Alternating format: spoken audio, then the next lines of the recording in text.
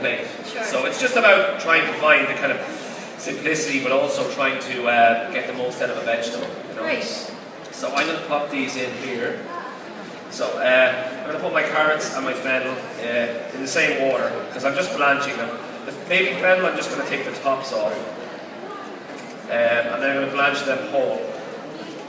JP, while you're doing that, I'm just going to tell the people about the wine I've chosen. Absolutely. I've chosen to go, obviously with the tapas and the strong Spanish influence, suggested straight away a Spanish wine, and I've gone for probably the most famous red wine from Spain, which is obviously a Rioja. I'm sure you've all heard of it. I see that you're getting a taste of it ahead of us up here. So now maybe we could reverse the process, Miriam, and get the people in the audience to tell us what it tastes like. Normally I'm telling you, and then you get a little sample as well. But I think it's important, particularly with wine, that you do get a little sample of it so that you get an idea of what we're talking about up here. Otherwise, it's not much of a spectator sport to watch somebody else enjoying a glass of wine.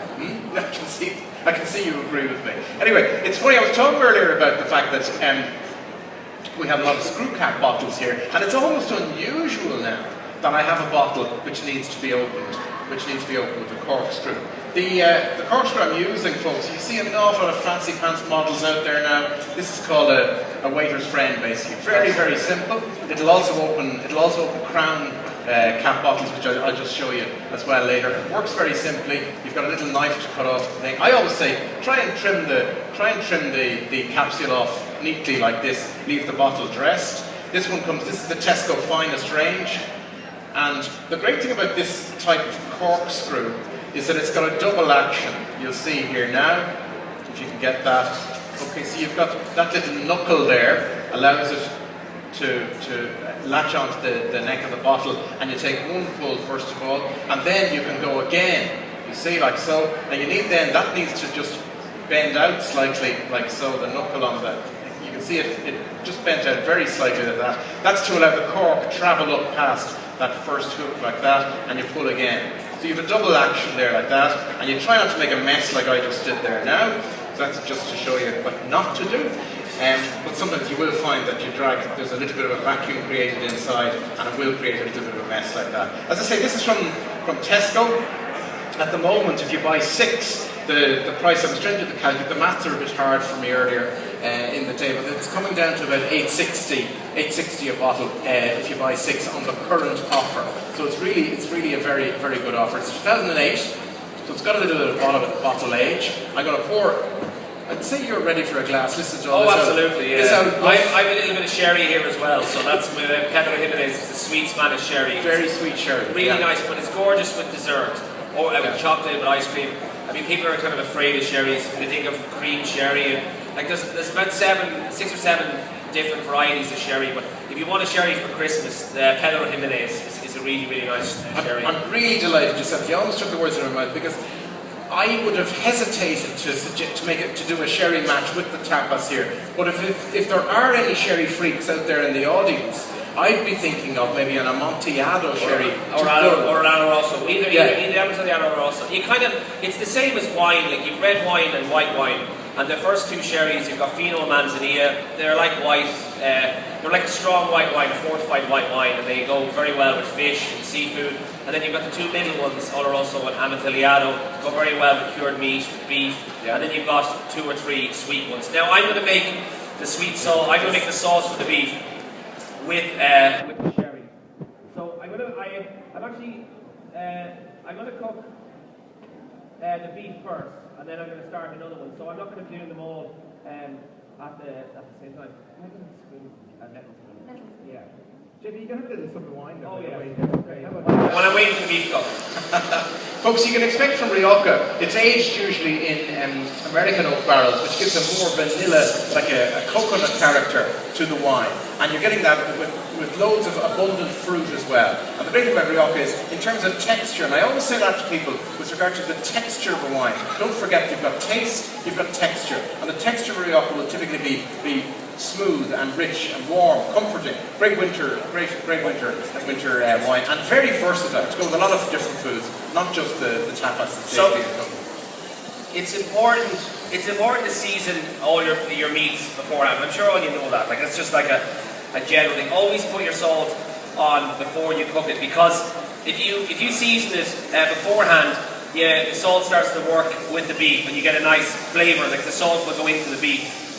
If you just season it at the end, which you can do with, say, Malden sea salt or the Atlantic sea salt, the kind of the bigger crystals. But if you put salt on at the end, it's just going to sit there and it's not going to penetrate into the meat. So it's very, very important that you use salt. And we only use sea salt in the restaurant, so that's the salt. And there's loads of varieties of Irish artisan sea salt produced at the moment. So I have my beef in my pan.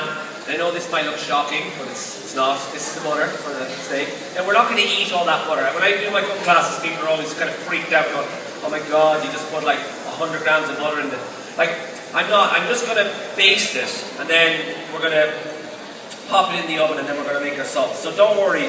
Like, butter is your friend, okay? It really is. And it's one of the few things, not one of the few things, but like we excel in Ireland at making butter. Excel. Like we have some of the best butter in the world. I think we forget that.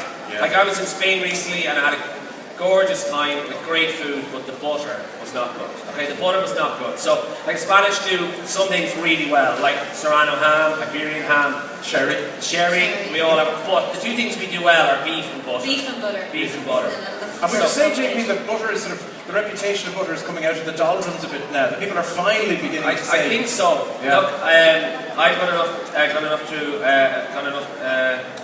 gone through enough crazy diets myself, like to tell you, because I'm a chef and I have the worst like eating pattern, like you eat late at night and then you're not hungry, you work in the morning and you're working with food all day and you don't want to eat something, like all you want is a pretty bowl of cereal. And the last thing you want to do is eat something like that's very fancy. So, no, definitely, like, if you cook with butter and you cook with good butter, I find you end up eating less. And if you cook with like a low-fat butter, you're going to eat the same amount, and it's not going to work because you don't have the right fat content. Everything in moderation, really, and eating good things. Absolutely, just eat really good things, but less of them. You know, so you can pretend you're just being really decadent. You know, so I just seared my beef there. I'm just going to pour that over. Now, we're not going to be eating all that butter. Don't worry about it. Why not? Oh, well, if you can't. No, but I mean, we use a lot of butter in the restaurant, and. Let's just turn that down. That's everyone in Ireland has their oven too high, okay? If you're oven at 120, it's better for the beef. But like we use a lot of butter in the restaurant, but our food is never very fatty because it's so important that you use the butter in the way you need it, and then you serve the beef. You dab it off and dry it a bit, and then you want the flavour of the butter, but you don't want it to be very cloying in your mouth. So I'm going to fry off some plums. So this is actually kind of based on a dish from Cava, because we have a duck and plum, which is one of our most popular tapas. So it's duck with plum and PX sherry, and that's all it is. Like it's very Christmassy, though. Absolutely, absolutely. Yeah. And again, people do get ducks for Christmas, and if you have a duck, you can get a duck breast. You don't have to roast the duck whole. You can get the breast, cut the breast in two, and cook it the exact same way that I did it. Now I'm just going to try and turn up this induction. I'm not used to induction, so it's always like way out of my comfort zone. Like here, I was like gas, just so you can turn it on and it's on, and you just have lights and kind of buttons. I'm not saying it's not, of course. But as Reagan said before, when you buy a Bosch kitchen, you get this lovely man, and he'll help out with everything. But like the one thing that induction is very good for, and there are more and more restaurants turning to induction. It's very precise. You can like, the heat is instantaneous. Particularly if you're cooking with electricity, it takes a while for the heat to come down. If you're cooking with gas, there's a uneven heat on the pan. Now that doesn't, like, there are challenges that you kind of face, but like every cooker is different. That's why I think when I'm teaching people how to cook, it's like they say, how long will I put it in my oven? And I just say, I don't know. I mean, I don't know. You need to know your oven and you need to know your cooker. And like I don't have a very fancy cooker. But people always think I have this like magic, like massive island. Oh my god, like you're a chef. It's like I have like a little 4-ring hob, and it was there when we bought the house, so I kept it. You know, so anything that's good to cook with is in the restaurant. You know, if I buy anything that's in the house, I'd only bring it to the restaurant. It's the cobbler with worst shoes in town, JP. That is absolutely it. Okay, so our pan is smoking. I forgot about our oil, but. So the pheasant, I'm going to cook in the same way. So all the meat I'm treating in the exact same way. Sear it, in the pan, get a nice colour on it, a little bit of butter, and finish it off in the oven. So we've got our pheasant with our carrots, our carrot puree. We've our beef going with our plum sauce, and then when we get them, I don't want to put on too many things at once, or then I'm absolutely going to start making a mess of things.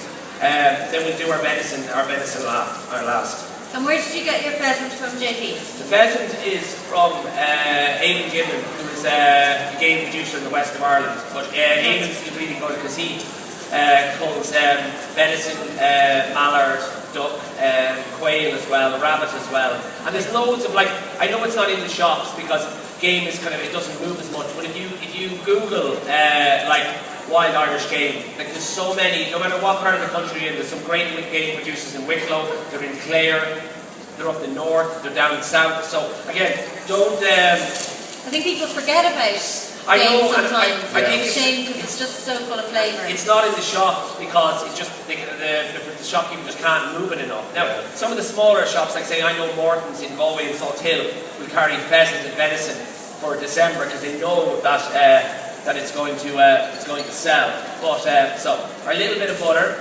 I like that. It's really important. I know, like, you need a hot pan to get the colour. Okay, but once you get the colour, you don't want the pan to stay really hot. Like, okay, you should always be able to put your hand into your pan. Now it's kind of like a little bit burning. But you've got asbestos hands, don't you? Yeah. See, chefs tell you this, they forget to add that. Well, we've got asbestos hands. That's you should always be not that hot. You sear it, and it's really important as well. Like we used to think it was sealing the meat. You can't seal meat. Meat is porous. So when you put it in the pan, it's searing it. It's like you're burning the outside, so you create a really nice flavour. But they've done tests where they've seared beef and then put it in the oven, and not seared and put it in the oven, and it loses the same moisture. So next time someone tells you you're going to seal the beef, you'll say you're not. You're going to sear it. So I'm going to put this pheasant in here, and I'm going to put with a bit of butter. A little bit of butter. No, actually, I'm not going to put the butter, but I need to get that cleaned. Perfect. Yeah. So I'm just going to put this guy in the oven. I'm going to check my beef, and it's nice if the oven's at 120. Then you can forget about it. Not forget about it on over a long period. If you put beef in the oven at 180 or 200, you've got about a 5 to 10 minute window, and because like you want the core temperature of the beef to be like 50 degrees. So it's like it's not rocket science. If you put something in a 180 degree oven and it needs to get to 50, so you've got all this heat that's really kind of hammering down on the beef. So the closer you can get to that core temperature, the closer you can get to 50, the better the meat's going to cook. JP, there's the most extraordinary aroma coming here from it's really try some there. It's really it's sherry because it has a high sugar content. It produces a gorgeous glaze. It's really nice. It's like sort of melted toffee. It's like prunes and figs and dates, all of those flavours. Okay, so that's our pheasant. Sorry, there's none for you. These lucky people are getting some. Now, I better go over there. Maybe I'll have a chat about this wine again. Absolutely. Well, it was funny Raymond was saying about screw top and cork. I mean, Spain still uses an awful lot of cork, but I'm sure Raymond's already told you, there's nothing like screw top is way more effective for preserving wine than a cork. It just like neither of them are better. So sometimes there's still a little snobby, even in a near. Like more and more New World wines are coming with screw tops because they know when they send the wine over, it needs to come uncorked. But if you have it corked and then you lose product, and then we present the bottle in a near and go, sorry, that's corked, it's not good. So it's something to consider. So don't be worried. Like if you get a really good New World wine and it has a screw top, it doesn't signify. Like the French will tell you it signifies something. Yeah. Don't mind them. They're going to run. The French don't have enough cork to produce all the cork in France, so they're buying it from everyone else. So once the Americans and the New Zealanders stop giving them oak cork, they'll be in trouble. They'll be all right. Yeah. You know, I'm really interested. I'm delighted to hear JP talking so much about the different wines and the significance of them so much, because it's often a comment that's made about an awful lot of chefs is they're really into their cooking and they're not that interested in the wine. And I think I've done 2 WSETs and I got my staff to do them. We pay the course is about €250. We pay for half it. So you've a really belief that they've got to be up